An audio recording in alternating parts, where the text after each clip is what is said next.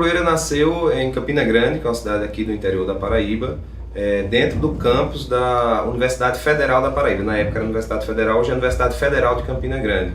Eu fazia sociologia lá e foi lá que a gente começou a desenvolver um trabalho que começou a beber nessa cultura da Paraíba, aqui do Nordeste do Brasil, misturando com outras coisas.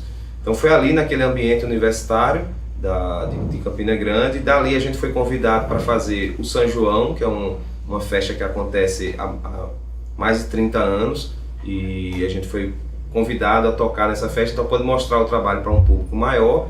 E lá, nessa mesma oportunidade, no São João, logo no primeiro ano da banda, a gente foi convidado para fazer um festival em Recife, que é o Abril Pro Rock. E foi do Abril Pro Rock que, com a possibilidade de a gente fazer uma primeira turnê pela Europa. Então o trabalho nasceu assim, nesse âmbito da universidade, passou por várias formações, né? Tinham vários estudantes que eram de outros estados na primeira formação, e depois a gente, depois de fazer essa primeira viagem, a gente já foi gravar o primeiro disco. Bombeiro é muito melhor, as menininhas a noite inteira na brincadeira, levanta a banha, me mantém de mochila, tira pra cima pra dançar.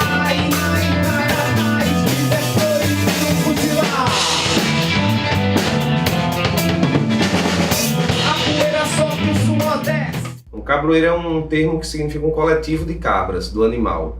Então é o coletivo de cabras, é uma cabroeira. E no Nordeste a gente tem essa analogia do homem com a cabra, né? Chama o homem de cabra, cabra da peste. Então um ajuntamento de pessoas, uma multidão junta, acaba sendo uma cabroeira também, tem esse sentido coletivo. A primeira turnê que a Cabroeira fez foi no ano 2000, foi logo após o Abril Pro Rock em Recife.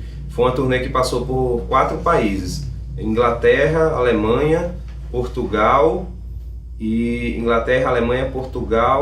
Bélgica. A gente começou lá pela Inglaterra, com um show em Londres, no Barbican Center, que é um centro cultural lá bem conhecido lá da cidade, e numa programação que comemorava justamente os 500 anos do descobrimento, da presença dos colonizadores, dos portugueses no Brasil, né? Naquele ano 2000 a gente estava comemorando 500 anos. Então houve uma série de eventos que tinham como pauta, como homenagem o Brasil. E nesse do Barbican Center em Londres tinha uma programação vasta, tinha João Gilberto, a gente tocou com o Otto na mesma noite, que teve o João Gilberto depois. Isso foi uma experiência assim enriquecedora para a banda, do ponto de vista profissional. A gente viu que tinha um potencial ali artístico, que a gente tinha que amadurecer, que tinha que melhorar, que tinha, né, que principalmente fortalecer aquela vontade de desenvolver uma carreira, fazer um disco, outro, compor e tal. Então isso foi muito importante para a banda naquele momento, antes da gente fazer sair com o primeiro disco. O primeiro disco a gente fez nesse processo aí, entre o Abril Pro Rock e a turnê na Europa. Foi um disco gravado aqui em João Pessoa, no estúdio Sérgio Galo, e foi produzido pelo Rosildo Oliveira, que é um músico daqui, da Paraíba. Fizemos esse disco lá, esse disco é todo autoral, não lembro, acho que não tem nenhuma releitura, que no segundo disco a gente já passou a fazer. É um disco que traz na capa uma foto da Loca, de Isabel da Loca, então faz uma referência a esse universo lá próximo a Monteiro e da tradição de pífanos e bandas cabaçais. É uma foto da Loca dela, do chão da Loca dela, enquadrando os pés de uma pessoa, e a foto é do Ricardo Peixoto, da agência Ensaio. Então saiu por esse selo Nikita Music, que é do Rio, e então a gente foi para lá morando no Rio a gente fez o segundo disco, chama-se O Samba da Minha Terra. Esse disco foi produzido pelo Nilo Romero, que é um músico carioca, que foi parceiro do Cazuza em muitas composições, Paulinho Mosca, ele é baixista. Foi gravado lá no estúdio do Liminha, nas Nuvens, que é um estúdio referência assim, da indústria fonográfica nacional. A gente lançou ele pela Nikita e também pela Piranha, que é uma gravadora alemã, chama-se Piranha Music, que é uma gravadora de Berlim, e ele saiu lá com release para a Europa e para outros países. E depois a gente fez o terceiro disco, que chama-se Sons da Paraíba. É um projeto feito aqui na Paraíba. A gente chamou o Chico Corrêa, que é um músico, produtor, DJ, para fazer a produção junto com a banda. Então foi ele que produziu o terceiro disco. E o disco também é um projeto que todo o repertório dele são músicas do universo do domínio público. Então a gente fez releituras de músicas de tradição quilombola, de indígena, e essa fonte da cultura popular, músicas em domínio público. Então foi feito releituras desse universo. Aí depois a gente fez o quarto disco, chama-se Visagem. Esse disco foi produzido pelo João Paraíba, que é um músico percussionista paulista que tocou, faz parte até hoje do Trio Mocotó, que o Trio Mocotó é uma banda assim referência, lendária nesse ambiente do samba rock nacional, né? Uma banda que acompanhou o Jorge Benjol ali no começo da carreira dele. E o mais recente é um projeto com participação, um projeto de artes integradas, onde a gente uniu a música da Cabroeira com a fotografia do Augusto Pessoa, que é fotógrafo, meu irmão, e que vinha já fazendo um trabalho junto com a banda de fotografia nos outros discos, além do trabalho dele próprio como jornalista. E a gente fez um disco que é música, fotografia e literatura, que a direção artística foi feita pelo Alberto Mascano, que era um citarista paulistano também, que introduziu essa citra clássica no Brasil. O projeto chama-se Visagens Nordestinas, projeto todo. Dentro a gente tem um livro do Augusto de fotografia, que é Nordeste Desvelado, e tem o Nordeste Oculto, que é o disco da Cabroeira, que é o quinto disco. A gente vem desenvolvendo uma linguagem, né, que nasceu lá nesse embrião, lá na universidade, em Campina Grande. Acho que ali a gente já determinou mais ou menos que linha a gente iria seguir. E aí, naturalmente, a gente foi amadurecendo como músico, como ser humano, como profissionalmente, né, tendo essa oportunidade de viajar, de gravar discos, conhecendo pessoas, né, e trocando experiências. Então, acho que a diferença é que cada disco é o tempo que a banda está vivendo, formações diferentes também que a gente passou.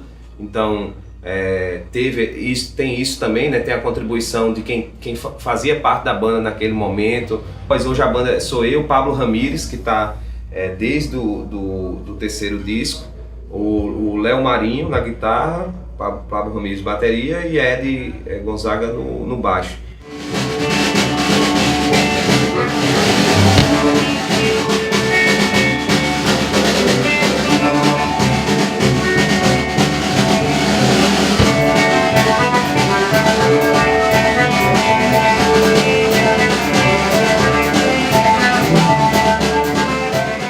Então já é uma formação que a gente fez praticamente os três últimos trabalhos, ou esse mais recente que a gente está começando a gravar.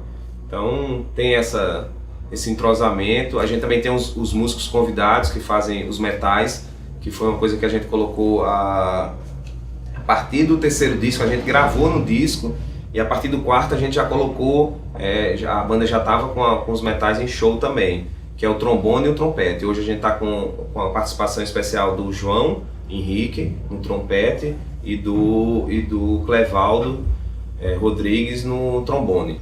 O festival mais marcante para mim, né, que eu destaco assim, foi um festival que a gente fez na Dinamarca, numa turnê em 2006. Foi a maior turnê que a gente fez no mesmo período, uma turnê que passou por 11 países, e ela finalizou com um show no Roskilde Festival, que é um festival que acontece na Dinamarca. É um festival também que já tem muitas décadas e é considerado um dos maiores festivais lá da Europa. Uma programação que tinha Bob Dylan, que tinha o Roger Waters do Pink Floyd com Dark Side of the Moon, George Clinton, e mais 160 bandas do mundo todo, né? Então a gente teve essa oportunidade de tocar, e esse festival realmente foi uma experiência mais assim marcante para a banda. Todas as capas dos CDs da Cabroeira, dos 5 discos, são fotografias. Então a gente já vinha assim, a gente sempre guardou essa relação da música com a imagem, pelo menos nessa parte visual do material da banda ou das capas dos CDs. E chegou um momento que a gente pensou nesse projeto de artes integradas, de unir também a literatura através do trabalho do Alberto Mascano, com a imagem do trabalho do meu irmão, que é o Augusto Pessoa, que tem um trabalho também de 20 anos aí de documentação do Nordeste, do interior do Nordeste. Nós somos 4 cabeças, então assim, tudo que a gente absorve de música ou de outras coisas, de literatura, do mundo à nossa volta, da tecnologia, de tudo, né? De que cada um da gente vive. Então, assim, acho que eu não destaco influência, assim, a minha influência é essa, ou esse artista, esse aqui. Eu acho que a vida da gente, tudo se torna influência pra gente. O ambiente onde a gente vive, as pessoas com quem a gente convive, aquilo que a gente escolhe pra ver, aquilo que a gente escolhe pra mostrar também. Então, eu acho que é isso, assim.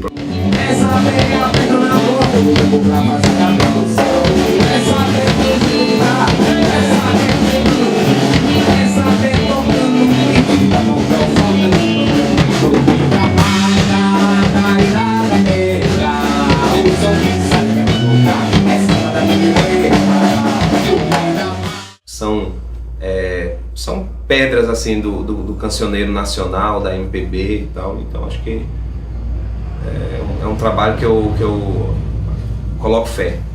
Tudo dialoga o tempo todo, né? A gente sabe que, por exemplo, o cinema, ele precisa da dramaturgia, ele precisa da literatura, ele precisa da música, né? Até quando era cinema mudo, você não tinha as pessoas falando, você tinha a música. Eu acho que hoje a gente vive essa efervescência de criação, e também por isso, por estar todo mundo conectado, as trocas elas estão acontecendo a gente vê com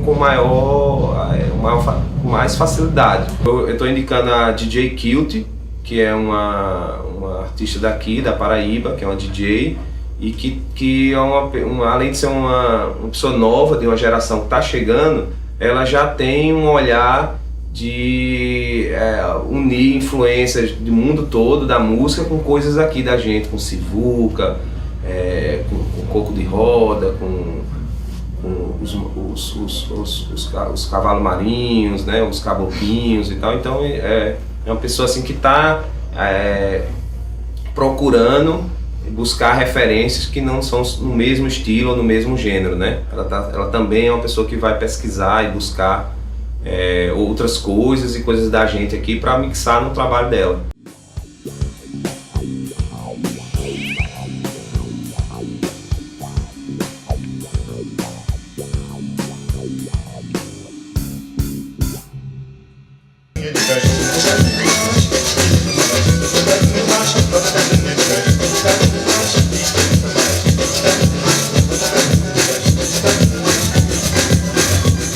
Desde criança eu sempre fui muito ligada à música, porque eu tenho uma família que fazia coleção de discos de vinil, e meu contato com discos de vinil foi muito forte na infância. Isso abriu muita curiosidade na minha cabeça acerca de como a música era produzida, de como era feito o processo da construção do disco de vinil. E a minha brincadeira enquanto criança era ficar olhando as capas. Uma coisa também que me impressionava muito eram as capas do projeto gráfico dos discos. Então, na verdade, foi uma paixão não só musical, mas também visual, através do disco de vinil. E muito cedo, aos 13 anos, o fato de gostar tanto desse material, eu acabei pesquisando e sendo influenciada pela música eletrônica underground. Foi aí, aos 13 anos, comecei a escutar esse tipo de som.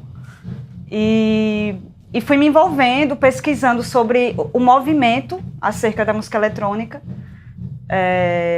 E aos 16 anos foi quando eu tive contato com a primeira festa de música eletrônica aqui mesmo em João Pessoa.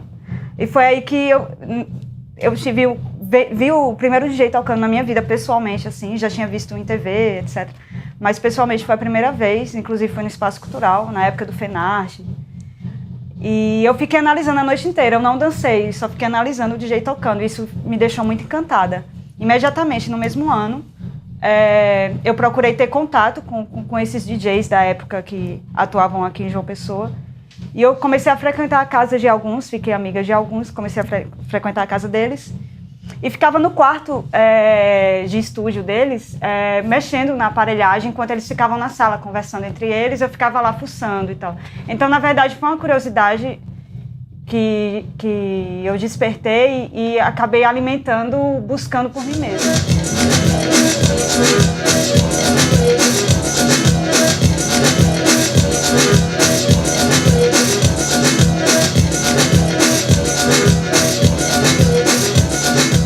E desde o primeiro momento que eu tive contato com a aparelhagem, que eu decidi que eu queria encarar isso de uma forma profissional e com muita responsabilidade, assim. Nunca enxerguei como hobby, nem como uma mera brincadeira ou como uma fase. Na verdade, eu enxergava um caminho ali e, como eu sempre falo, né, uma causa. Porque eu enxergo o papel do DJ como um disseminador dos sons, né? Existem as pessoas que fazem o som, que constroem, enfim, que tocam os seus instrumentos, que compõem suas letras, e tem o DJ que é um complemento disso, ele é um pesquisador musical, né? Então, ele se torna um musicólogo, na verdade. Ele pesquisa música, pesquisa novas sonoridades para adaptar isso ao seu trabalho e poder apresentar ao público. Então, por isso que eu acho que é um trabalho complementar. Fissurada pelo movimento, pela cena eletrônica, eu usava muita saia escocesa, que é o nome kilt, né? Cujo é o nome da saia. E nesse momento que eu comecei a tocar, eu não tinha um nome fixo como DJ. Então as pessoas começavam a me associar àquela menina que usa kilt, e aí ficou. Na verdade, foi um apelido que não foi eu que escolhi, foi um apelido que pegou. E aí foi só se fortalecendo, e eu fui deixando fortalecer e ficou até hoje. Na verdade, eu tive o apoio, o respaldo de alguns amigos, né, que tinham estúdios aqui na época, que tinham aparelhagem dentro de casa e me recebia na casa deles. Mas, na verdade, foi uma iniciativa única, minha mesmo, assim, de ficar trancafiada e mexendo na aparelhagem, pegando o manual, lendo em casa. E eu acho que, para além da técnica, tem a questão da sensibilidade auditiva, né? De você ter uma acuidade, assim, de ter a sensibilidade de dialogar com o público. Porque não é só você chegar e saber como é que manipula o seu equipamento, mas é você dialogar através da música com o público, né? Porque, na verdade, o DJ, ele tem o papel de criar uma terceira música através da junção de duas. Então, isso é uma coisa muito importante na hora que ele está tocando. Não é qualquer música que vai ser possível criar uma harmonia para gerar uma terceira, entendeu? Então, na verdade, é um trabalho muito delicado e que deve ser encarado com seriedade. Quem realmente é um DJ tem que encarar isso com seriedade, porque além de você ter essa responsabilidade de criar uma terceira música, ou a quarta, que seja, você também tem que estar dialogando com o público, né?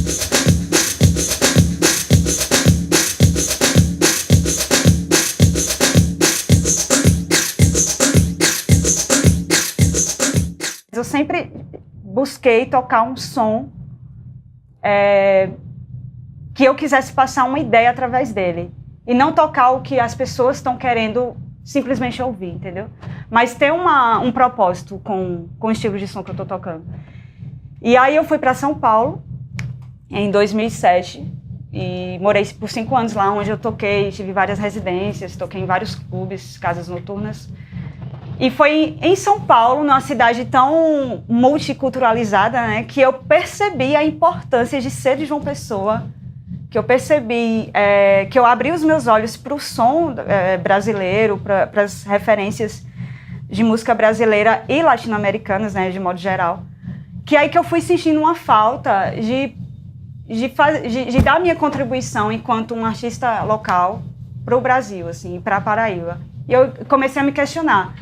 Qual que é o meu papel enquanto DJ na sociedade, através da música? Tocar só esse som eurocêntrico que todos os DJs tocam, saca? E aí eu começou a me incomodar tanto que eu acabei negando os convites para tocar em São Paulo e comecei a me fechar para esse mercado que eu já estava inserida, da música eletrônica underground, e comecei a fazer uma nova pesquisa e buscar me reciclar.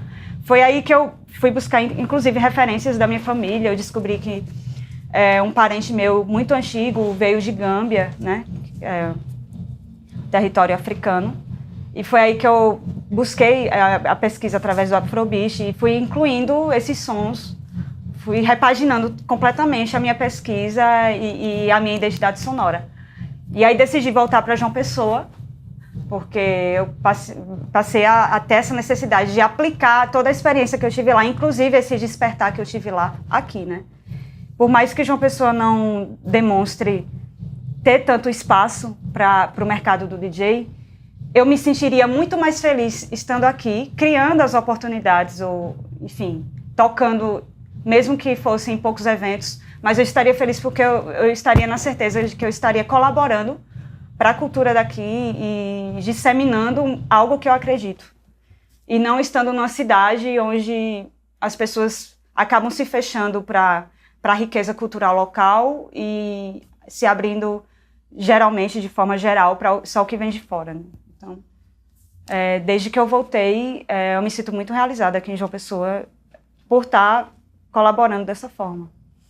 Como eu pesquiso vários estilos da América Latina e da África, eu não consigo te dar um termo, um estilo musical único, porque são vários estilos, então eu acabo intitulando tudo isso que eu faço, toda essa misturada de ritmos sonoros de miscelânea tropical. E o que eu gosto do Afrobeat, por exemplo, é que é um som totalmente orgânico, mas super dançante, entendeu?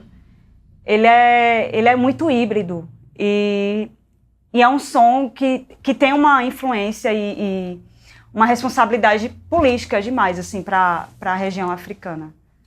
A dizer o Fela Kuti, né, que é um grande precursor do Afrobeat. Então, e quem não tem, né, o sangue africano aqui no Brasil?